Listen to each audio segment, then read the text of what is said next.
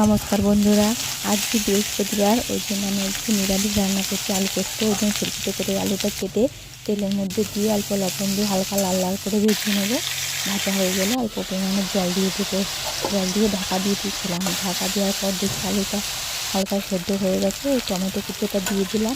Tomato আলু পোস্ত করবো, ওই জন্য আমি টমেটো কুচোটা আগে দিইনি, একটু সেদ্ধ হওয়ার পর দিয়েছি। অল্প পরিমাণে জল দিলাম, ঢাকা দিয়ে ঢেকে দেবো। ঢাকা উঠিয়ে দেখি জল দিয়ে গেছে। এবারে এটা আমি মাখা মাখা বানাবো। পোস্তটা দিয়ে দিলাম, একটু নাড়াচাড়া করে নেব।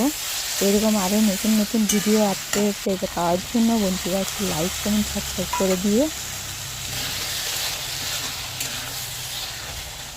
অল্প পরিমাণে বাটিটা দিয়ে অল্প পরিমাণে জল দিয়ে দিলাম। একটু নাড়াচাড়া করে একটু শুকনো শুকনো হয়ে যাওয়ার পরে আমার টমেটো আলু পোস্ত রেডি।